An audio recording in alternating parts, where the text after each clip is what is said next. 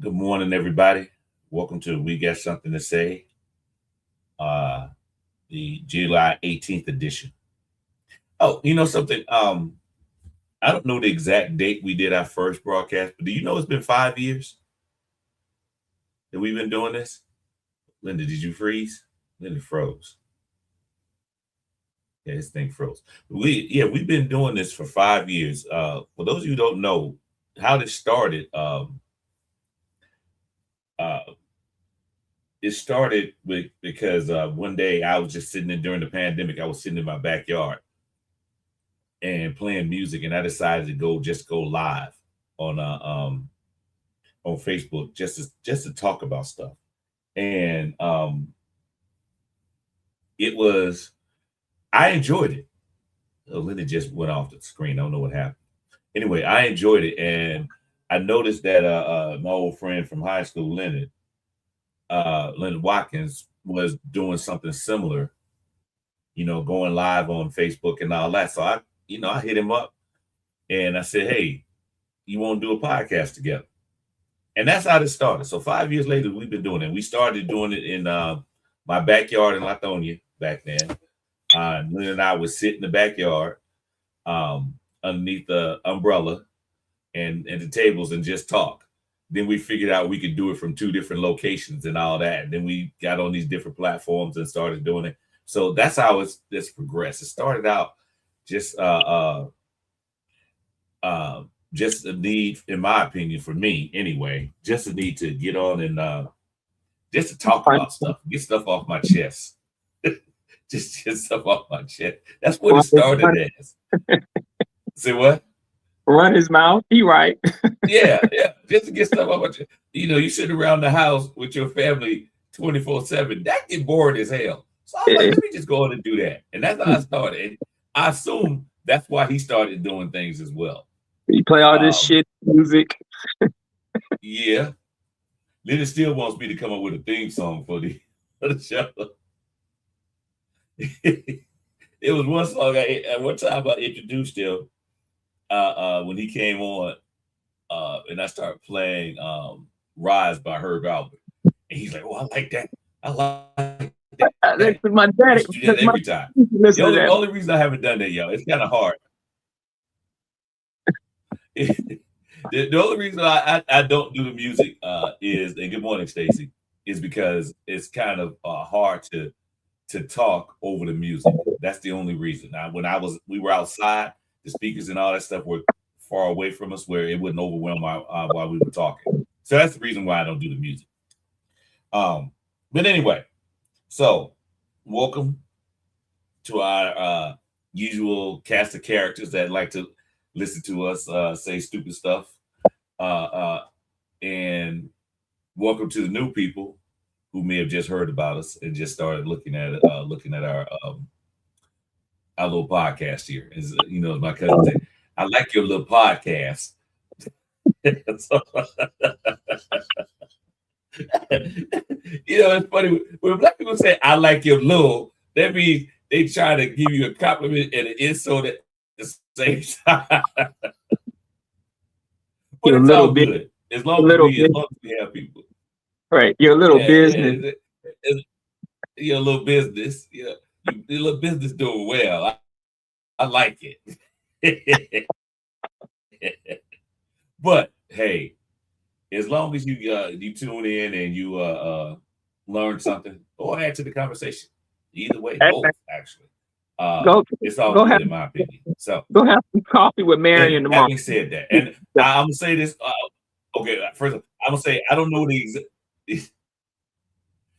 know exactly what day we started the podcast, but let's just say the day is our 5th anniversary. Let's just go with that. Does that sound good to you, Leonard? Yeah, we can go back and look. I always tell people Michael Stokes sent me a message saying, huh? What'd you say? Go ahead. Go ahead. Michael Stokes has sent me a message saying, "Hey."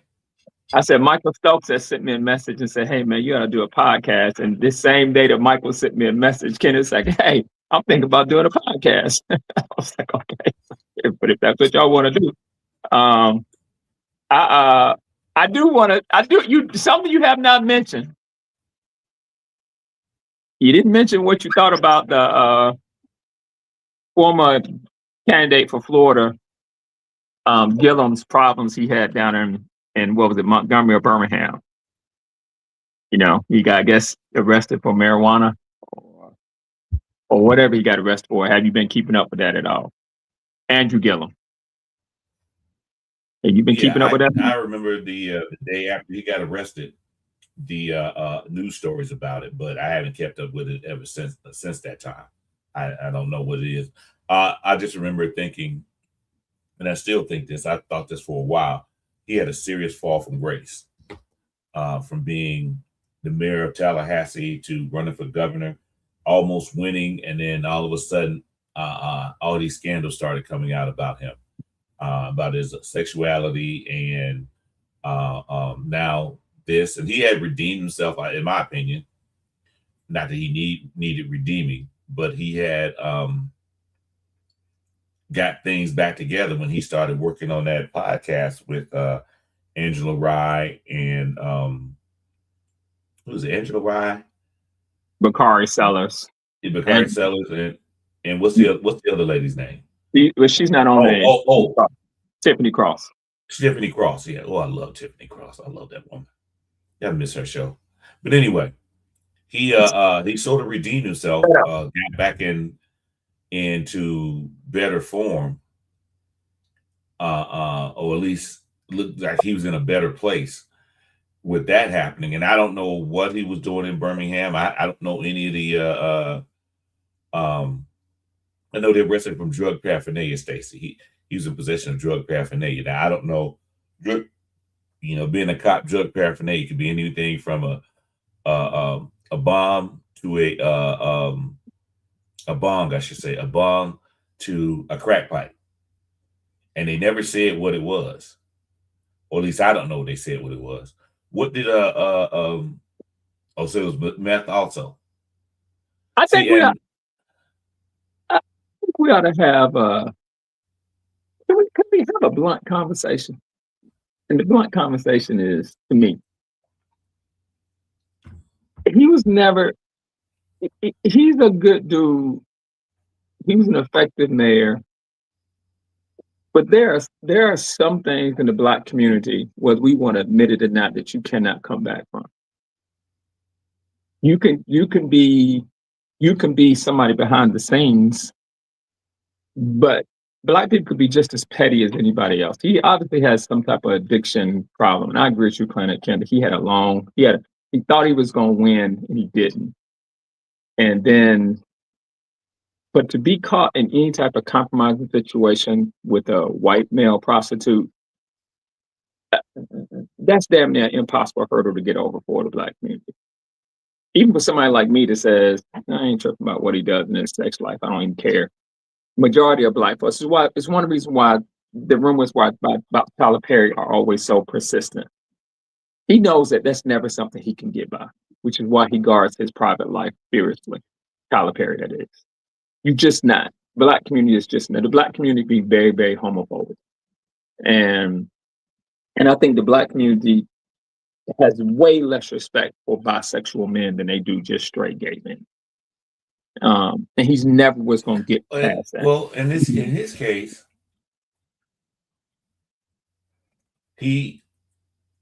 now I can't remember if the video of him and the guy, the picture of him and the guy came out before the election or after the election. Right after the election. It was right after the election. It was right after the election. But he could have ran again. He could have ran again if those pictures hadn't come out. He could have run again. He was that close. But he wasn't going to be able to run again. Well, right, I agree that type of scandal, not his sexuality, but the fact that he was bisexual and married at the time. So that's two type of things he was involved in. Right, with two kids. Yeah. And he wasn't. And Stacey, I'm curious about what you think about that comment, that he wasn't going to come back. I don't think he could come back amongst Black women. I think they're more empathetic to him. And they're like, hey, man, be you. Black women have always been like, be your true self. but they weren't going to. I don't believe that in their heart that you all, Stacey, were going to forgive him for that enough to vote for him in an election again. I don't believe that. I mean, y'all say Well, that. I don't think he was trying to get his resurrect his political career. It was no because wait, stop. There was no resurrecting it. Okay, that's my point. So I mean that's a moot point. Whether or not black women were going to vote for him, he wasn't going to run again anyway. But he did carve out another lane for himself as a political commentator, which actually pays very well. It depends. Okay, how about this? Depends on what your following is. And if you got if the Native Land podcast has well over 1 million followers, then you can carve out a lane for yourself. Because YouTube only starts paying really well after you get past 1 million, and you could monetize it. And but he was a CNN contributor at one point. No, I'm not saying, man. When have you seen him on CNN? Before he started doing the Native Land podcast, he was on CNN. But Kari I saw him a few times. No, he was on there too. You got to prove that to me. I've never seen him on CNN. Never. If it wasn't him, it was another black man with his name and looked just like him. No, I was shocked to see him on there. You got Charles Sellers. I know he's been on there, and I know who Charles Blow is. Wait, Stacey said that you don't think his wife didn't know. I don't know. You tell me. If you thought his wife. Well, let me ask you this: Why are we talking about this though? I don't understand. What's the big deal? Well, but here's the big deal. I'll say it's not a big deal. What I am saying is that it's a hard hurdle to cross for the black community. That's what we're talking about. I don't care about his sexuality. That's all I'm talking about. I don't, but I'm one person. You don't. Stacey doesn't, but I'm one person.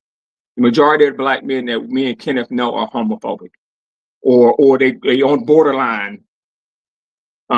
We know a lot of black women who are homophobic, and they could have dealt with him being an addict of some sort, getting past his addiction. And if you think I think that's the part that got people messed up the most. Is his addiction? Get the fuck out of here. Come on. Black people know a whole bunch of addicts. Come on, y'all. Come on now. Sure they do. But his fall from grace is not because of his sexuality. His fall from grace is that addiction, the latest thing he got. And I think it was there when the pictures came out, weren't they using drugs in that? In that too? Wait. So I'm curious, Stacey and Marion. Yeah, wait a minute. Because I'm gonna be blown away by this. You think his fall from grace was his addiction? I think his fall from grace. That's when he's hitting rock bottom because of his addiction. It's not because of his sexuality. It's because of his addiction. Now, whether or not he would have ever run for office, we agree he probably never would have won. But the thing that's messing him up the most is his addiction. Oh yeah. He's never going to, whatever he was doing, he's not going to do it again. There's no way he can do it unless I don't know if he's an attorney. I don't know what his profession was before he got into politics, but I do know that nobody's ever going to trust him with any type of position anymore. Whether if he's an attorney, anybody going to trust as what's his name said, Marion said, somebody that's possibly addicted to meth. He had got caught smoking weed. That's something different. I agree. Me and Marion agree on this. Me and Marion agree the pictures were the problem. The pictures were the problem. Yeah, those were the problem that upended his career to begin with. But he was making a comeback from that. Shit. What messed him up is not just the he was making in the long run. It's not the pictures. I want to make sure I'm hearing you right. You're saying that he was making a comeback from his loss as governor. Yeah. He was his way to coming back to do what? To run for governor. At one point, he was a CNN contributor. Okay, which pays and pays very well too. Why do you think Scott Jennings is always on there? No. Okay, y'all. Let me let y'all in on a secret. CNN contributors don't make shit. So why is Scott Jennings on there every day?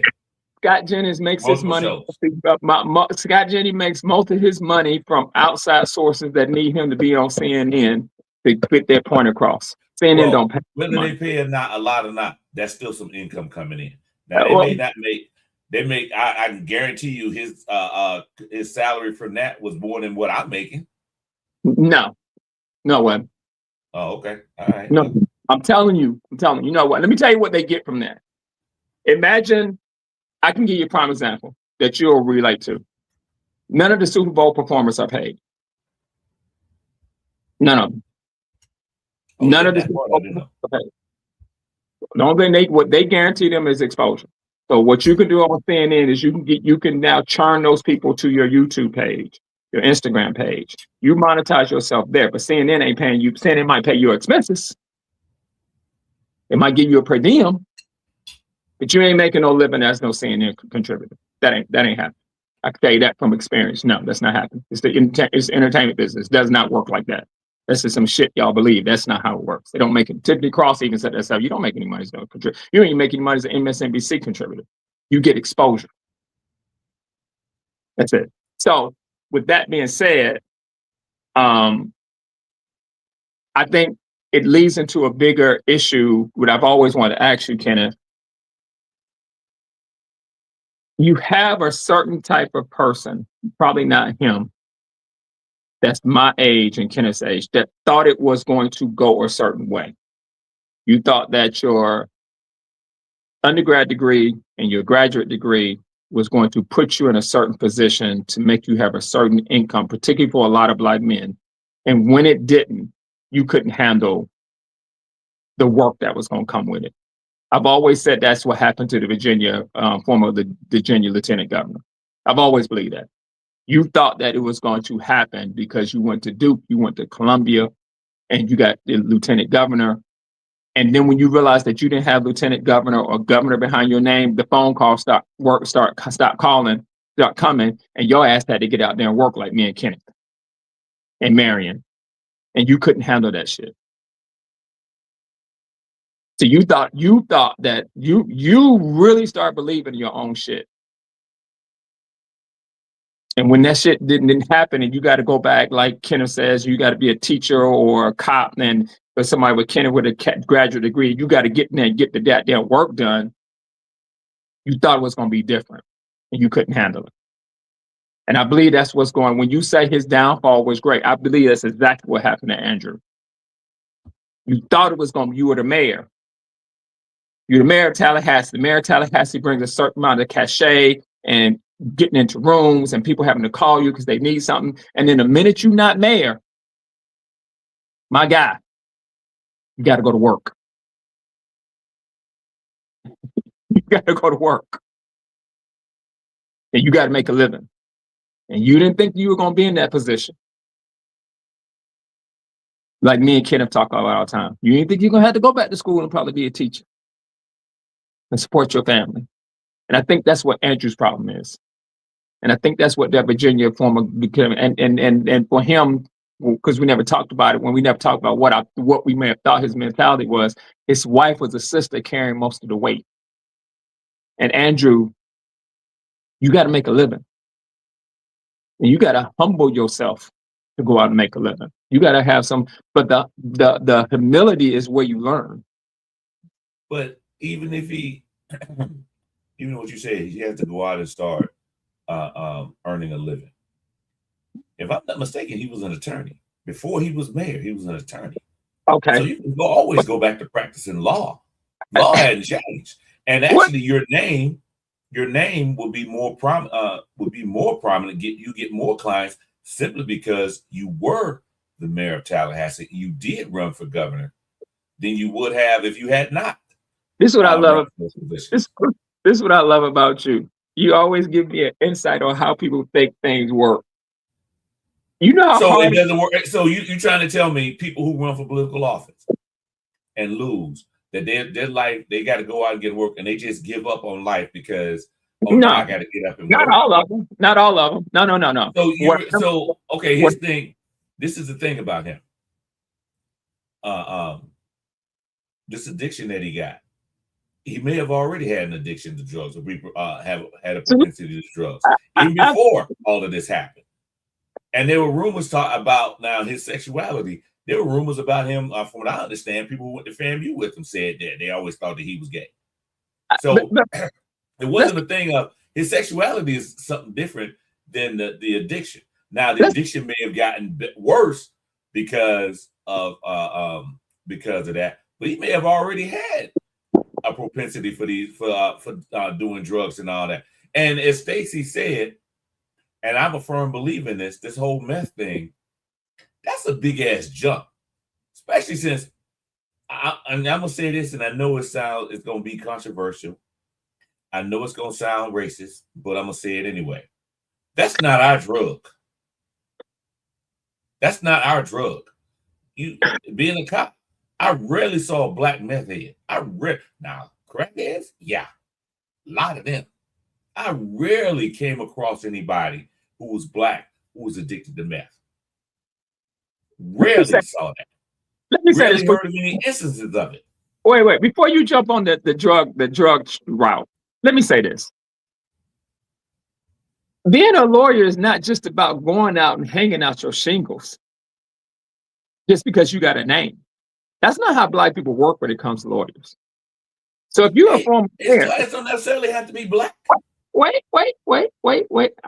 I'm just using black as a description. Okay.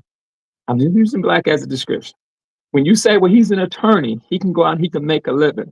No, you got to go out and build a practice. He already had a practice before he became mayor. I don't think he did, Kenneth. I think he was in politics from day one. I think he was a mayor, and he got his law degree, but then he went into politics. That's different than being a mayor. I can look at Kasim Reed. Kasim Reed is not out there. Kasim Reed hasn't hung out any shingles. He's a mayor. He was a former mayor, a successful one. But he went out and started practicing law. It's hard to go back when you've been the mayor. Being a lawyer, a regular lawyer, ain't what it is. That's not controversial racist. It's fact. You mean the meth part is not controversial racist? Yeah, I agree with that.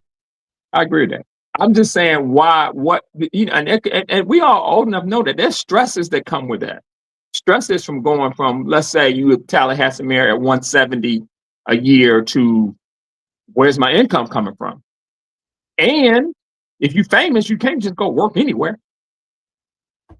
It's what's been one of the biggest problems about being the mayors of Atlanta. All the black mayors is how do they make a living once they get out of being a mayor? Where do they go? Maynard had to go to Chicago. Gillum only had a BA from Florida A&M. He was full-time commissioner prior to becoming mayor, of Tallahassee. That's all he had, just a BA from Florida A&M.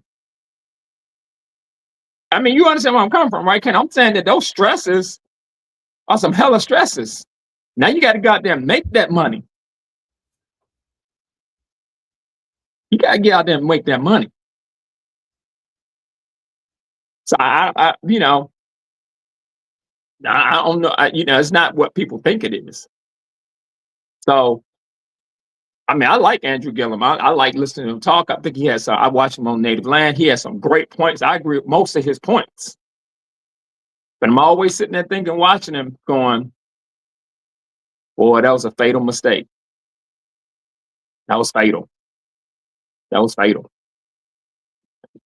when I think about the former lieutenant governor for Virginia, I go, man, you did not know how to handle it when you didn't have access to them rooms. You had to go make a living now. And your wife, the only one she carrying most of the financial weight. Now you got to go make a real living. Like, I thought I was going to be governor. Oh, shit. I thought I was the shit. I graduated from Columbia Law. I'm going to be the governor.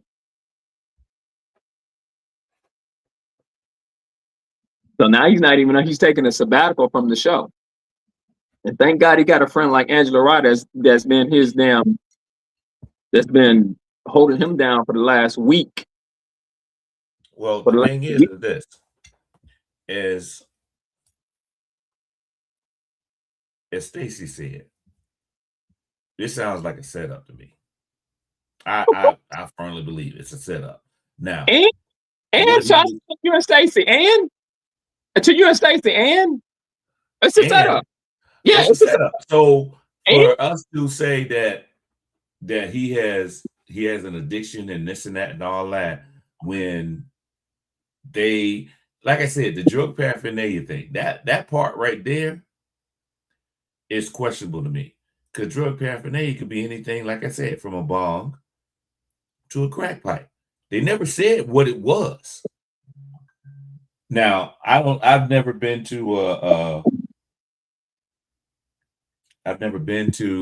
I don't know if if weed is legal in Florida. It's not in Alabama. That much I do know. But I'm not sure if it's legal in Florida. So if he had a bong in his car, and that if it was his car, they never said whose car it was. They said it was a traffic stop or something like that.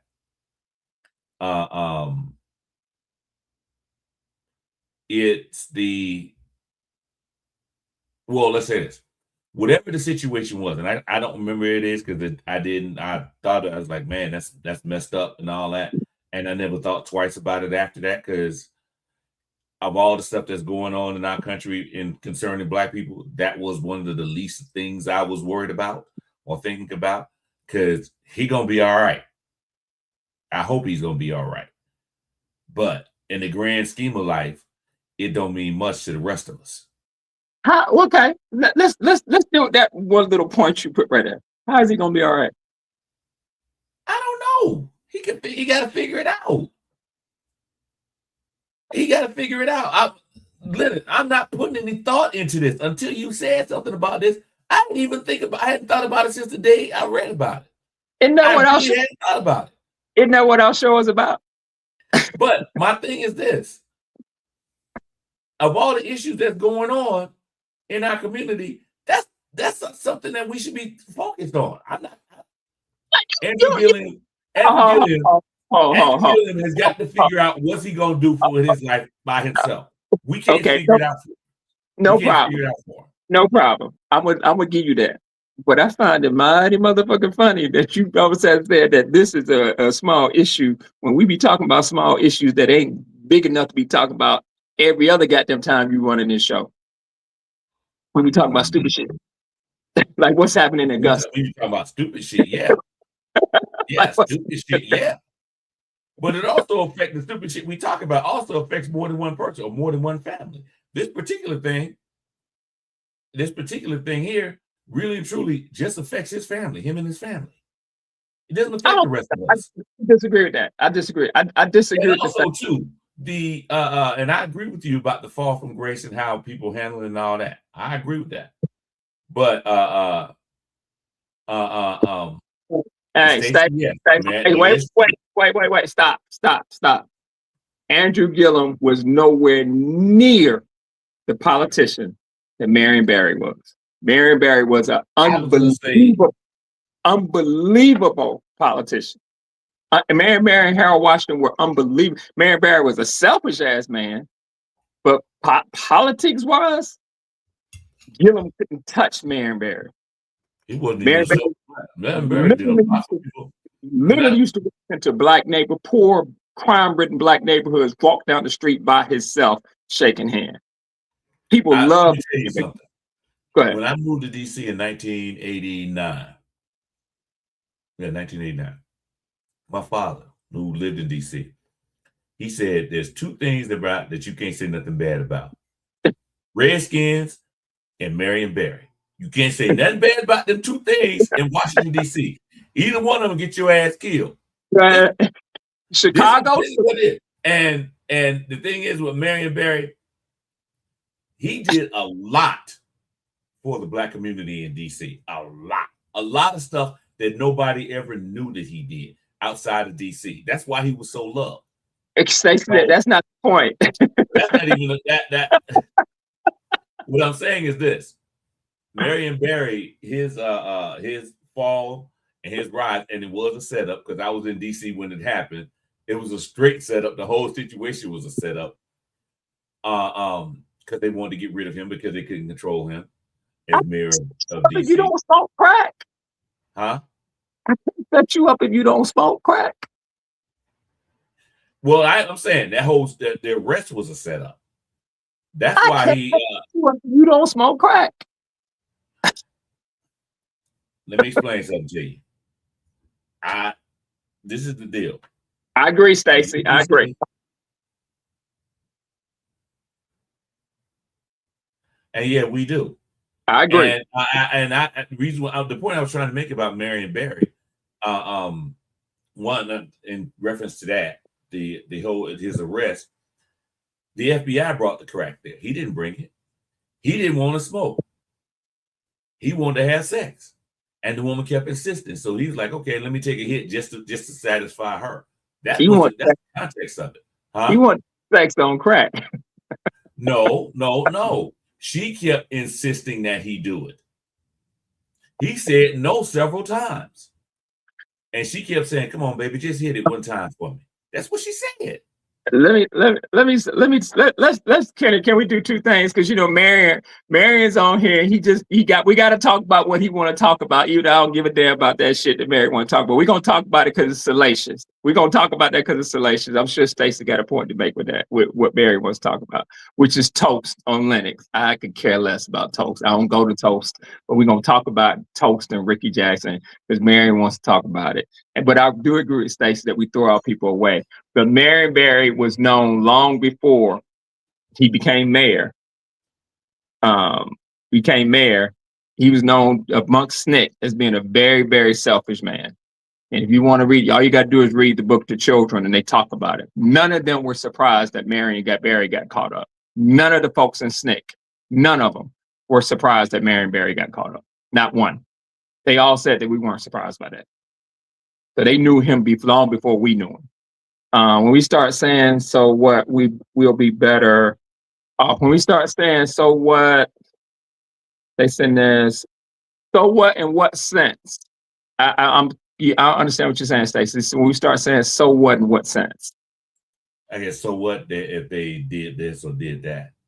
What is the better thing? Well, what are they doing otherwise? You and I agree on that. I agree that we need to play by the same rules. I agree with that.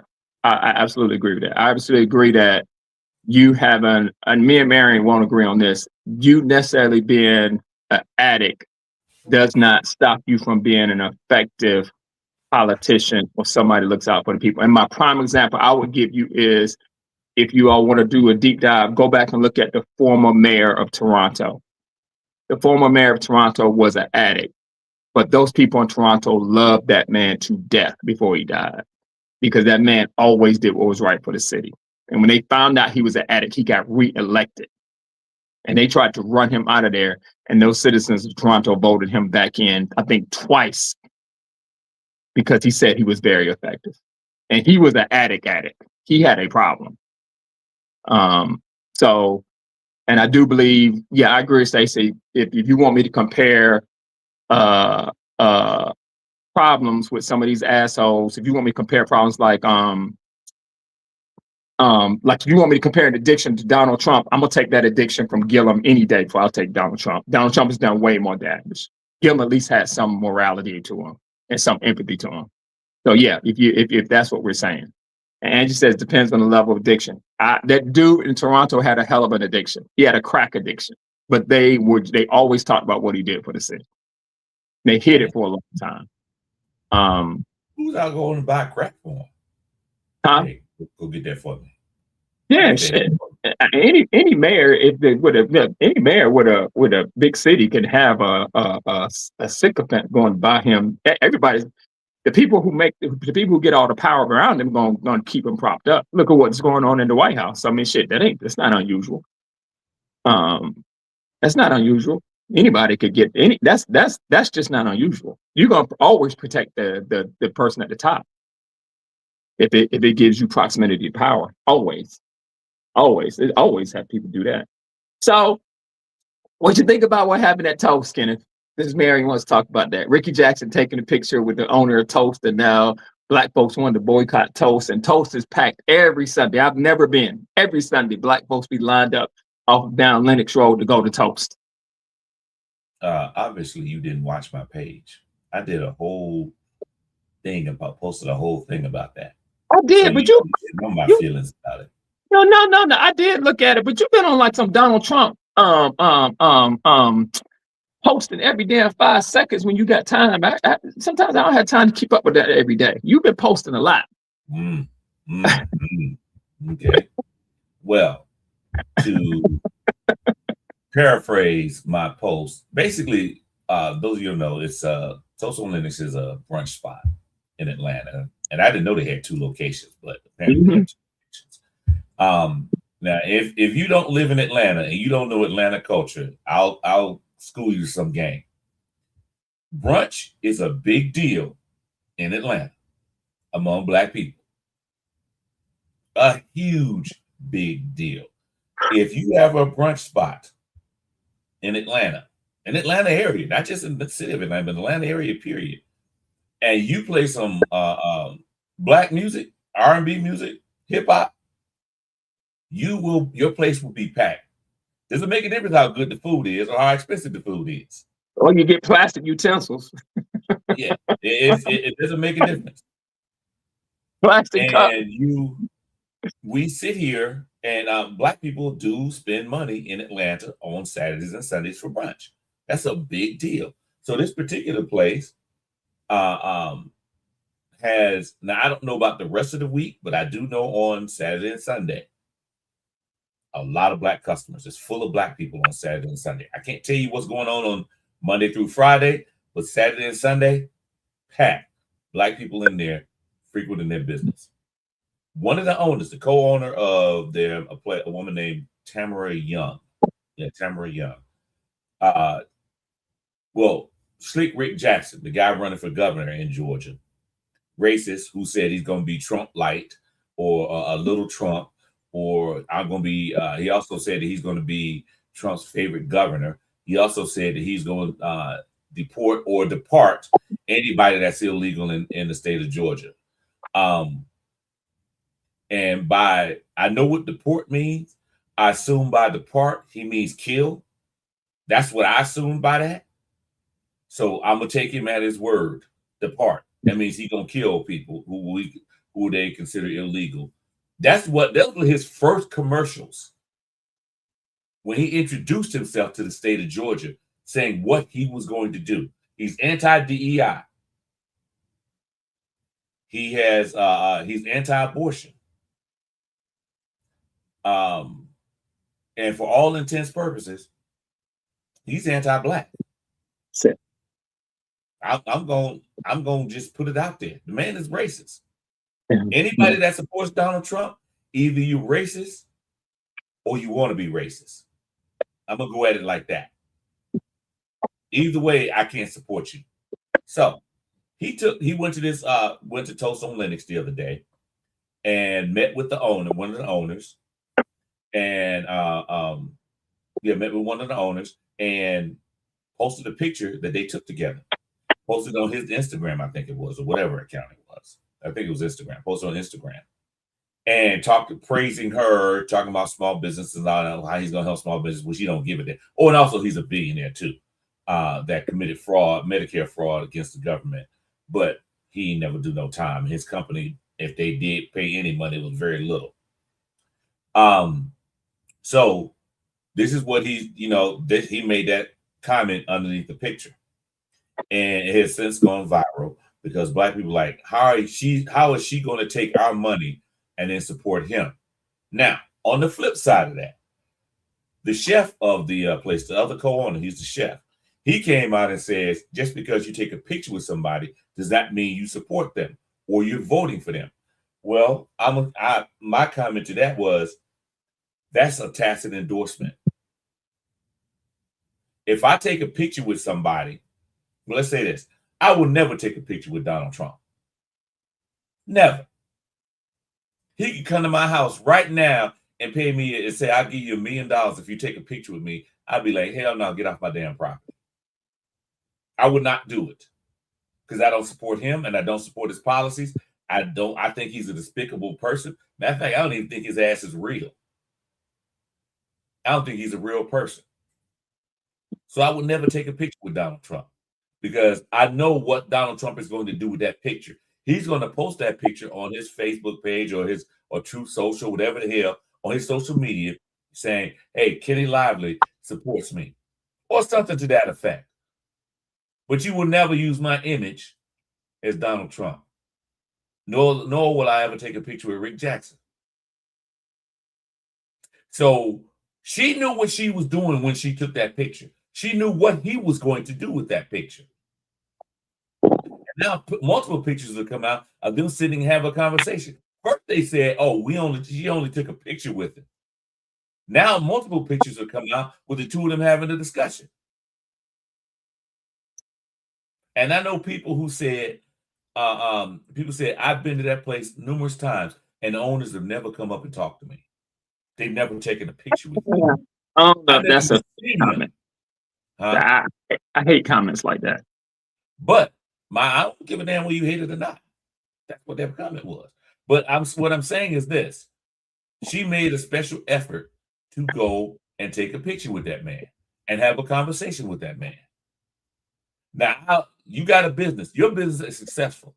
Your business model is we gonna play music and have people in an environment that Black people can come and enjoy, and we're gonna charge them a lot of money, and we're gonna make a lot of money, and we're gonna keep it moving.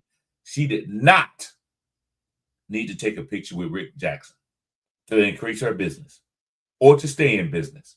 Whether Rick Jackson wins the election or not, he ain't gonna do a damn thing for her restaurant, not to enhance her business. So there's no strategic reason for her to take that picture. She gets no benefit from it, except she wants to be accepted by Rick Jackson and his followers. She wants to be, or better yet, even more, what I'm thinking, what I've heard, I mean, I don't know, that she's also she's a MAGA supporter, which makes it even worse. It makes it even worse.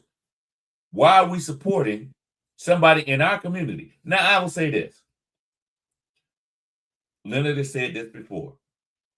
The owners of Walmart are MAGA supporters.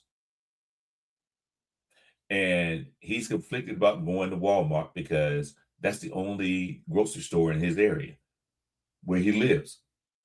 Only grocery store for miles. So they don't want Walmart to close, because then that area where he lives will become a food desert.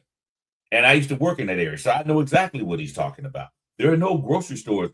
The closest grocery store to that one on MLK, and I'm not even sure if that one's open, is that I think it was a Kroger up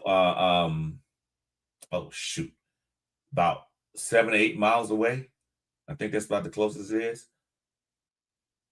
So I understand Walmart. Walmart's not of our community. They're just providing food in our community, necessary things. I understand that. I'm not going to be mad at Walmart for what they're doing. I mean, I'm not going to hold it against them. Let me say this. But if you're a Black restaurant, a Black-owned restaurant, or you're an Hispanic-owned restaurant, and majority of your customers are Black and Hispanic, but you go out and support somebody that is against your community, I have a problem with that. I have a big problem with that. And I think we should boycott. Now, time will tell whether or not the people in Atlanta, and it's mostly in, every time I see videos from brunch spots with people, all that stuff, when these brunch spots where they have all this music, it's always, majority of them are women. Majority of them are women. If Black women still support this organization or this company, this restaurant, I'd be highly disappointed. I'll be highly disappointed. And as I said, she made a conscious effort to do this. A conscious effort to do this. Just like the Black barbershop that hosted those Republicans and all that, made a conscious effort to do that. Now, I never got Wait. They made a conscious effort. Wait. They made a conscious effort. I hear where you're in states that coming from. I'm just always hesitant to make absolute statements The only absolute statement we can make right now is it's not coming across as a good idea to take a picture with the man. I know nothing. I've heard, but I don't do I heard. Because rumor in your window will kill a person that she's a MAGA supporter. I have no idea if she's MAGA. I know idea if she's Republican. That would not surprise me if she's a business owner, she's Republican, just based on tax reasons. That's a whole nother problematic thing. Because I do want to address something that Stacey said earlier, because we didn't talk about that either. And I want to do that today before the show gets over. Do I think that it was strategically dumb? Yes. He said, fuck him. Wait, fuck who? Stacey. Ooh, Stacey radical today, y'all. Me and Stacey on the same page today. Stacey said, fuck him. Do I think that he was going to use it to his advantage because he's been going around trying to peel off black votes? Yes. He's the same dude. He's the same dude that said, I grew up in Georgia at the Techwood Project.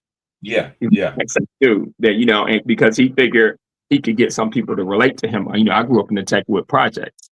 And so and I agree with you on this, she should have known.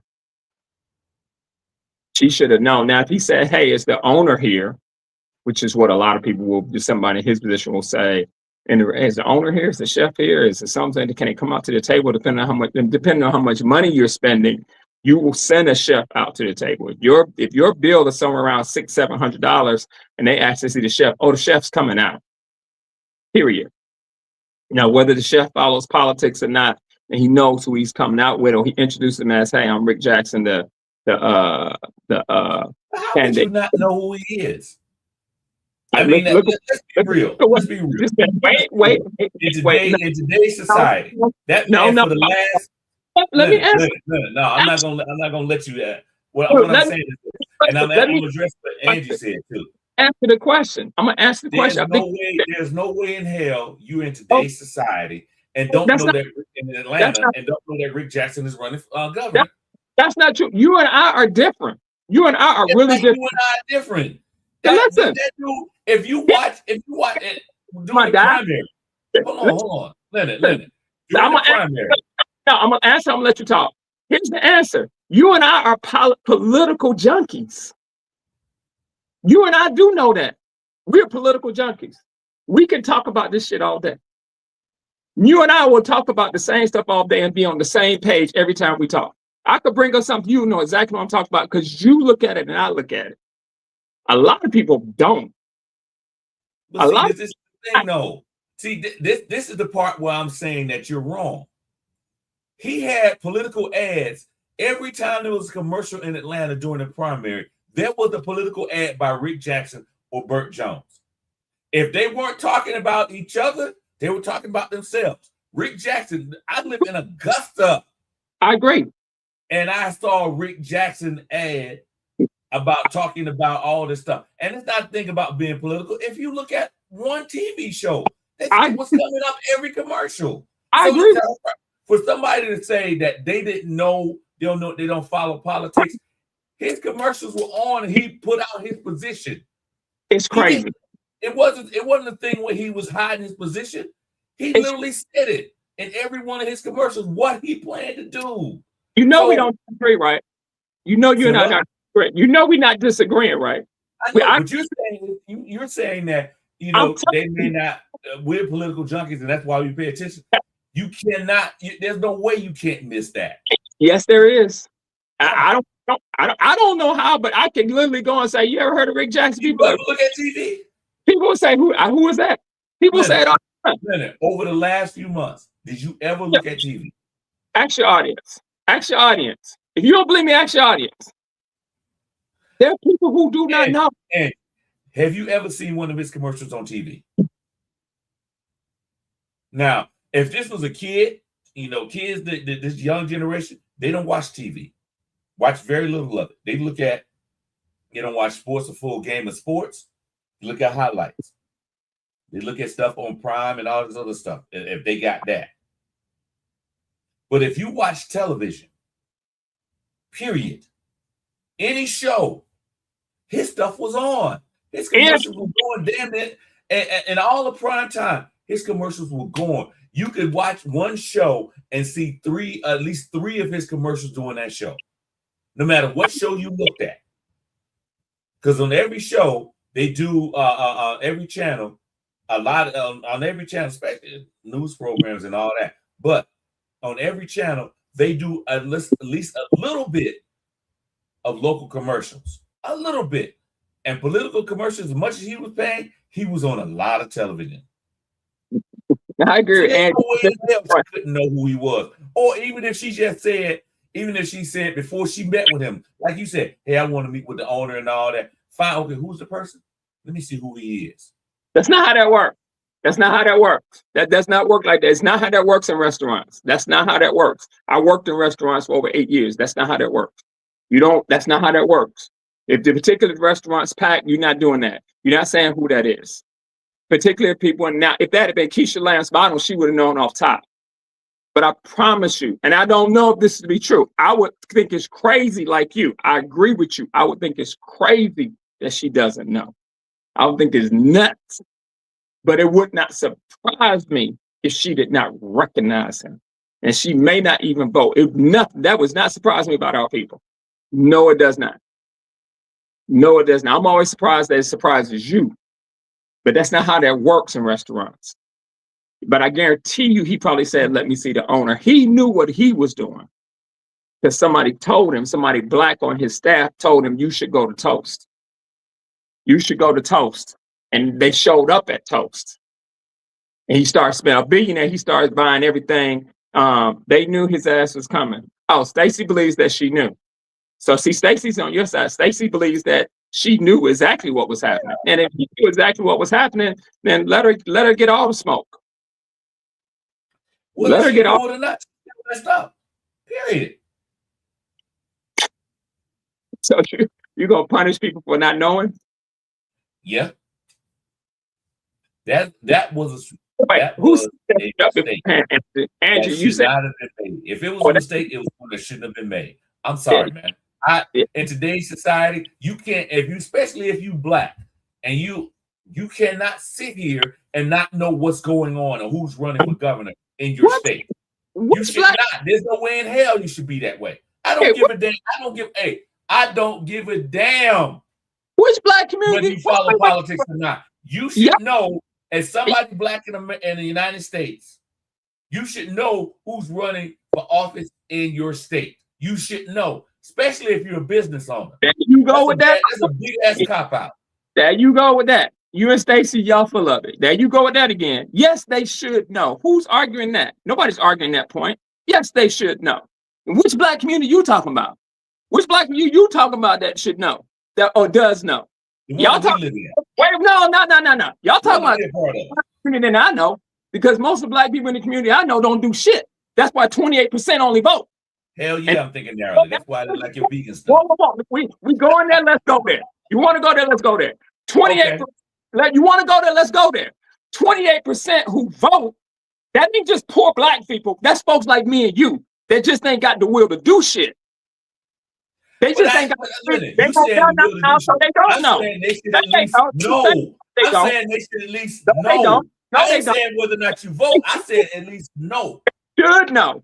They should know. Right. That's my point. They should know. Should. And if you're a business owner, you better know. Should does not mean they do. Leonard, as a business owner, you should know who's running your city and your state. I don't give a shit what you talking about, man. The key word, but we're not arguing that. That's not the point. That is not the point. That is the point. You saying no, that's the point. That's a point that you're making. That's not necessarily true. They should know. And now you could believe there was a setup. Stacey believes it was set up. Marion believes that he set it up. And if she set it up, then she is dumb as hell. If she truly set that up, she is dumb. Now she can't be that dumb to run a successful restaurant. She can't be that dumb. There is no business owner in the world that's going to commit business suicide on purpose. Not one. I don't care if they're Marion, you know this. There's no business owner on this earth that is going to commit business suicide on purpose. Not one. You now have a game every Friday night. Would you then bring down a Confederate flag at your business on Fridays during your game night? On purpose? On purpose. Right. I agree. Then and if it was done on purpose, as you all are alluding to, that it was done on purpose, which it could have been done on purpose, let her get what she gets. That's nuts. And if I'm her partner and she did that, she got to go sit her ass down somewhere. But you notice, okay, maybe you haven't noticed. You know who made the statement? Her partner. Her partner. She ain't said shit. She ain't said a damn thing. She can't. She can't. If I'm her partner, Marion knows this. If I'm her partner, you will not be the face of this restaurant for at least a year. At least. You might not even go. Just collect your check. Yeah. Hey. And just I agree. But the thing is this. We don't need to give her no money. We don't need to give her no money. Period. Okay. Now let's move on. Whether she did it on purpose or as whether she did it on purpose or she did it as she was duped into it, whatever. As you wrong about that. Let me say this to say all the smoke. And hold on, let me say this. We always talk about unintended consequences or collateral damage. Her business should be collateral damage for her actions. Let me tell you something. Let me say what Stacey's dead ass wrong about this. Stacey is never dead ass wrong. Stacey dead ass wrong about this. Right when Stacey made the statement, Jackson folks are not going to keep her business afloat. It depends.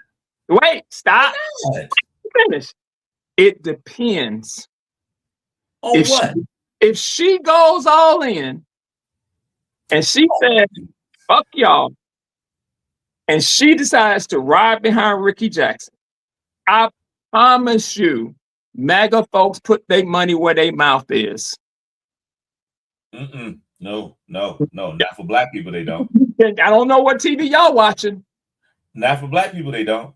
I don't know what TV. Let's name them. Candace Owens, Officer Stupid Ass.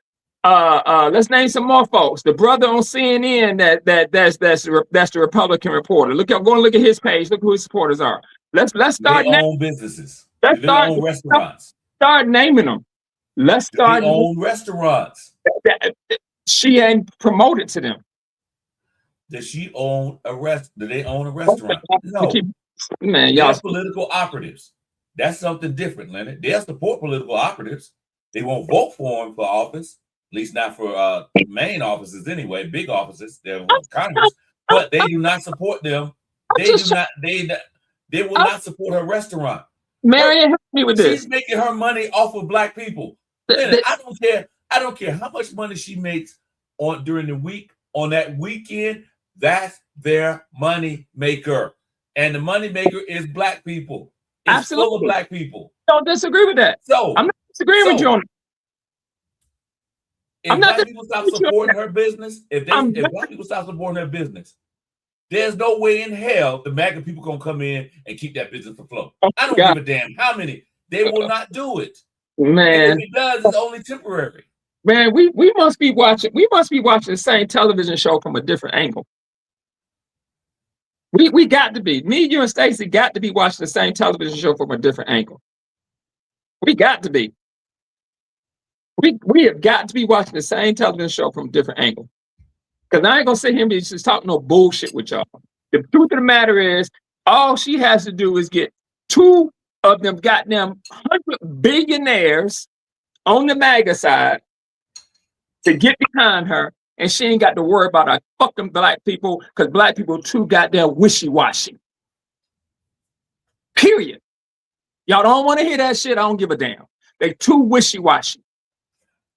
Name one MAGA restaurant. Name one black MAGA restaurant. Name one. Wait. Whites will buy that restaurant and keep the black cooks. Y'all ain't got the will. You just talking shit. If she makes this decision, which she's not, her partner's not going to do it. We're talking about hypotheticals. What we're talking about right now, let's stick to the point. The point was MAGA would not support her. I said it depends. I said it depends. I'll say that to the proof is in the pudding. Yes, MAGA is another way to say segregationists. And what MAGA will do is they will win this game no matter how they got to win it. But they ain't gonna let her win. They don't give a damn about her. MAGA. Why would they care about her? I don't know what they don't. That's my point. So what makes you think they're gonna support her? You mixing up points, my brother. I'm not mixing up points. You're saying if they get behind her, why would they get behind her? What strategic advantage do they have to support her? I'm gonna tell you what. Now they'll give her. Let me say this. More blacks. I will say this. Rick Jackson is going to use this to say, see, these woke people, these woke liberals won't even support a black business that supports me. That's what they're going to use. That's the next thing that's going to come up. I can guarantee you that shit. That's coming up. Yep, he sure is. And guess what he's going to say behind that? Guess what he's going to say behind that? He's going to say exactly what you said. Guess what's going to follow that? I'm asking my supporters to flood her restaurant. Well, let me say this. Lennon, how many of those MAGA supporters one, live in Atlanta? Two, go to a business, a black-owned business that caters to black people and sit there and order their food. Now, they may go once. They ain't going back. Wait. So what you're saying, let me get this straight. What you're saying is a restaurant that's open to anybody. The only reason that restaurant caters, as you say, to black folks is because more black folks show up. If that restaurant starts getting a large white clientele, does it now cater to white folks? They have to change that music. I guarantee that. You think I won't start paying 70s pop if y'all abandon me? You think I won't start playing? Hey, let's see what happens. But I guarantee that's only a temporary fix, man. That's a temporary thing. That's like putting a Band-Aid. That's like putting a Band-Aid on a gun wound. You're gonna learn now that you're an entrepreneur. You're gonna learn real quick that 2 good Friday nights, 2 overwhelming Friday nights that put money in your pocket can cover a whole month. The formerly black-owned restaurant is striving at this time. Wait, Marion says, hold up. Marion said it happened in Macon, Georgia. Whites brought a well-known black restaurant in Macon, Georgia. That formerly owned black restaurant is thriving. Roscoe's in LA is owned by some of the most racist people right now in LA. It's a lady fighting them left and right. And they still thrive. And all I'm saying to you, the whole point of our argument was this Roscoe's, let me say this. And the point Marion makes is a valid point, but that's totally different than this. It's a totally different situation. We're talking about a company, a restaurant, where the owner took a picture with a MAGA supporter in a severely blue, extremely blue area of Georgia. A company where the clientele,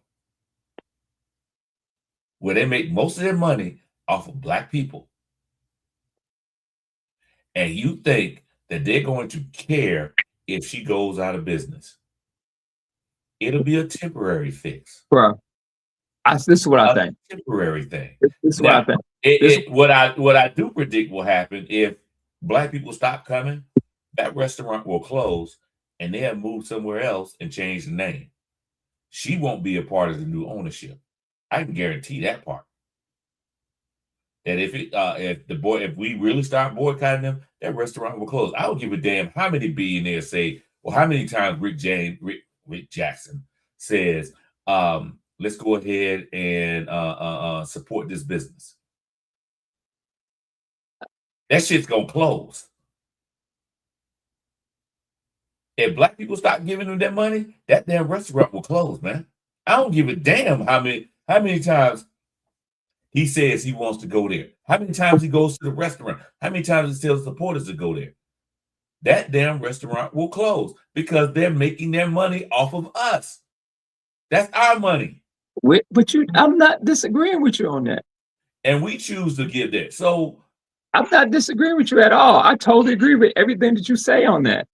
I didn't know. No, it doesn't make a difference whether she gets support from the MAGA people. No, that's not what we. Okay. That's what you said. No, what I said was this. I'm gonna say it again. I said if she leaned into it and she got a Rick Jackson, a couple of billionaires, and she was able to change the narrative about the restaurant, which is not impossible. Yes, black people will boycott her. Now, what we're talking about, here's the thing. You're 100% right. Will MAGA come and patronize her restaurant based on her political views? That's what the point is. Will Rick Jackson supporters come and support her restaurant based on her political views? The same way you saying black folks will not support her based on her political views, will Rick Jackson supporters support her based on her political views? That's the question. You're saying no, they won't. I'm saying I don't know. As far as black folks boycotting, man, bro, let's not start going down that road. Let's not start having these dishonest conversations that we do about this all the time about going down that road of boycotting. Black folks ain't got the will to boycott a goddamn thing. You're too comfortable. They too got a restaurant. That's not the only restaurant. Tomorrow because the fishing. Hold on. So you mean to tell me that going to that restaurant is a must? I might do you a favor. That's something that black people got to do. Go to that particular restaurant. I might do you a favor. I think I'm gonna do you a favor.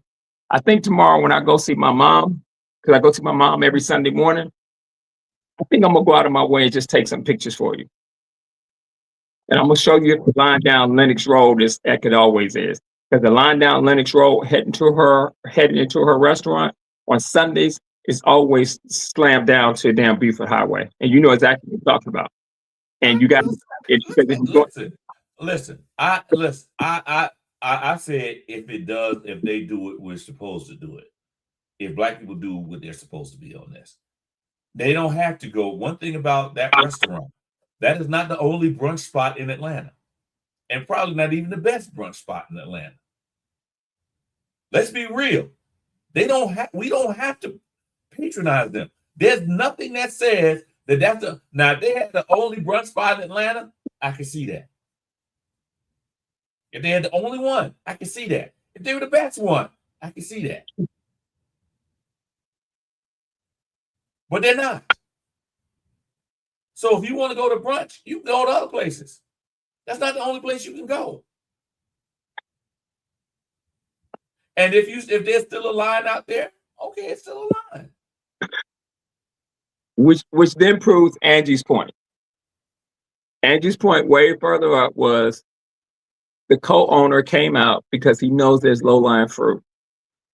And if you look on, and if you really want to get a feel for how black people feeling about this issue, if y'all really want to get a feel, and Stacey, I think you're on this page, go to Skip Mason's Vanishing in Atlanta History. He has over 100,000 followers on his page.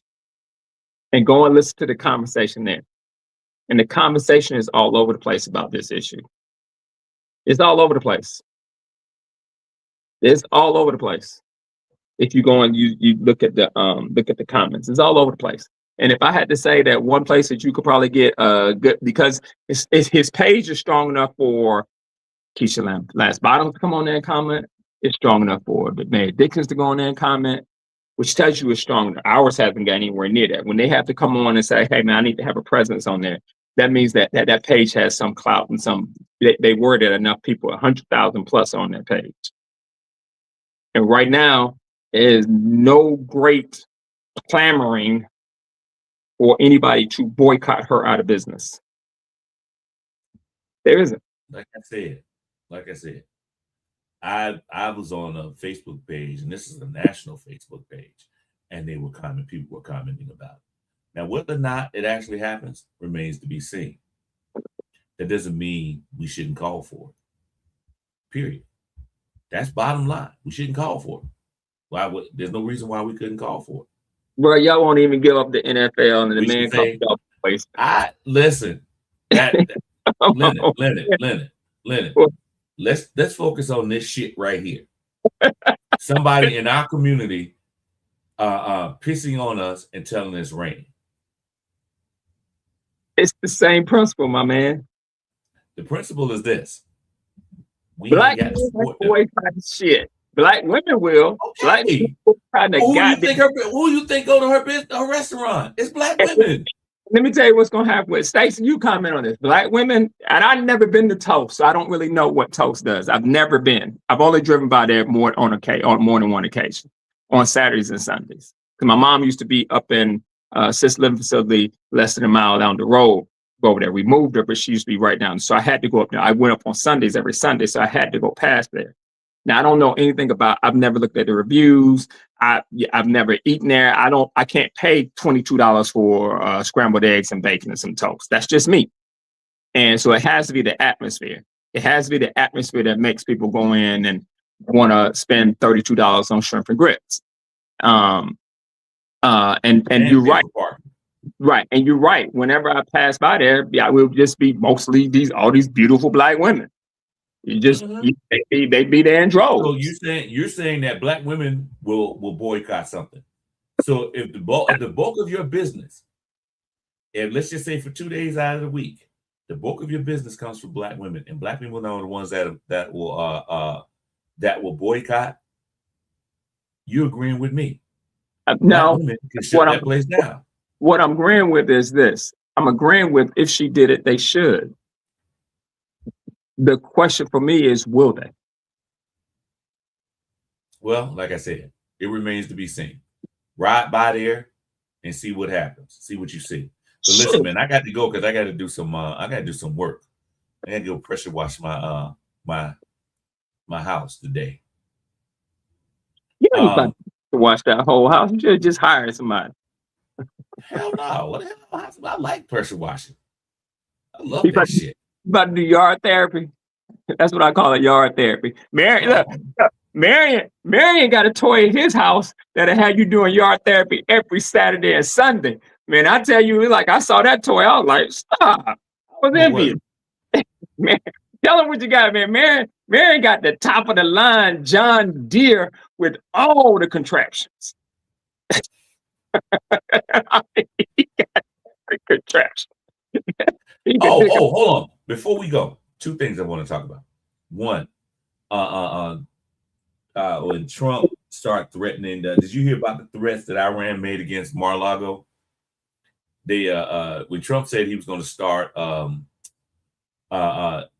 basically threatening the infrastructure of Iran, Iran came up with a statement talking about how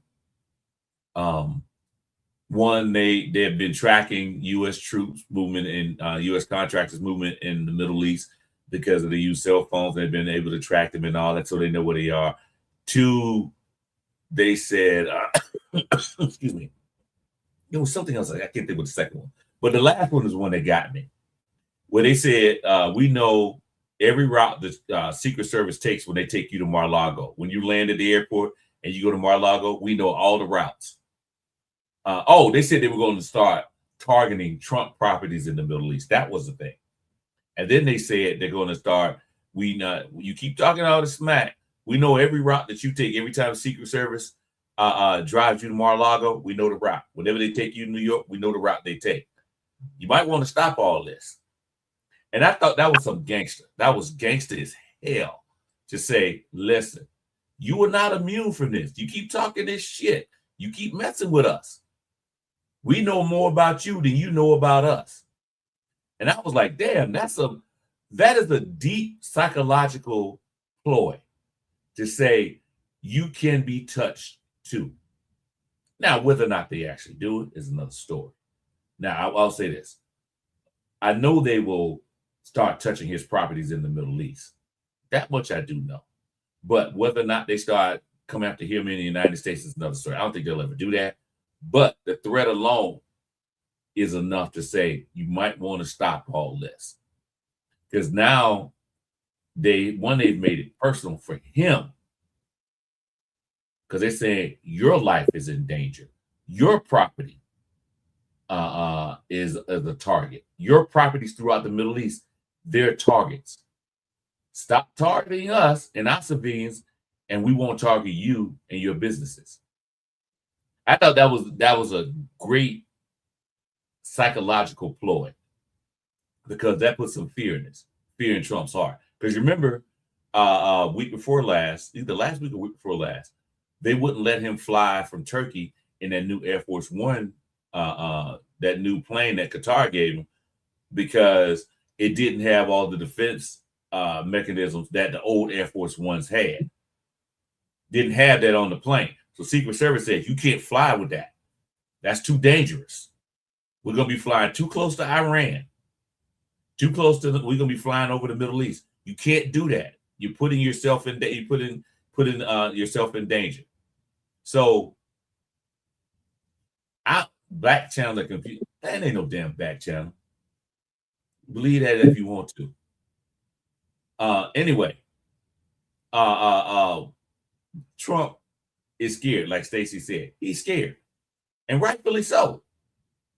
He kicked the hornet's nest, and now the Hornets are coming after him.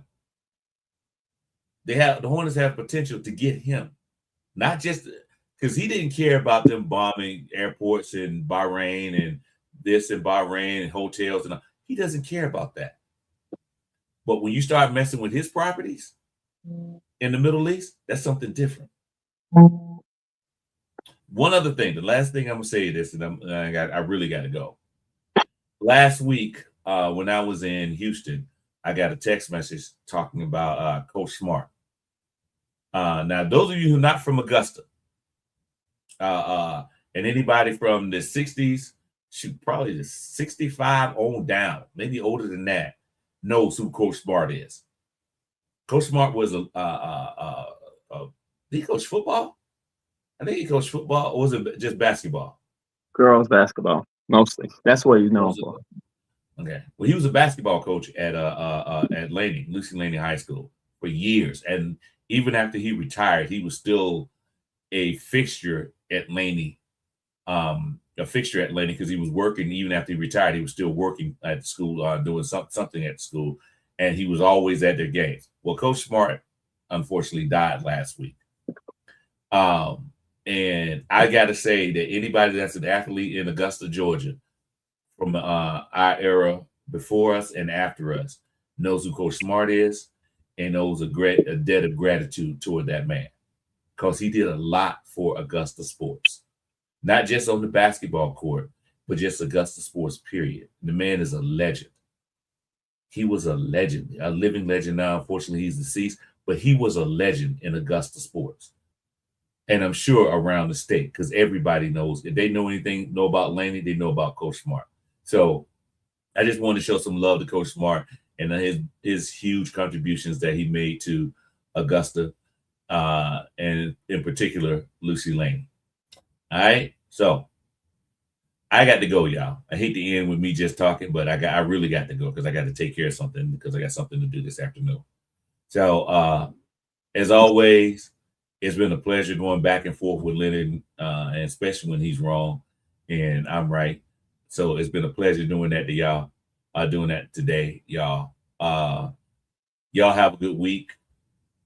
Encourage somebody to get out and get active in politics and just pay attention to it. Pay attention to what's going on. And Leonard, that is your assignment, to go up near Lenox, Toast on Lenox, and take a picture and tell me what the line looks like, and the other location. I'm not sure what the other location is, but there's 2 locations. Go and see what it looked like. Yeah. See what the people look like who are there. And I agree with Dennis Winham. Rest in peace to Leroy Irvin. He was the first superstar. Oh, yeah. Out of Glen Hills. First superstar athlete, easily out of Glen Hills. First. And he was really a nice guy. So rest in peace to him. And so I got a chance to meet him. Yeah. So Anyway, we're gonna let Kenneth have the last word because if I say something, he gotta have the last word. We don't want to keep y'all. So I'll have a good weekend. All right.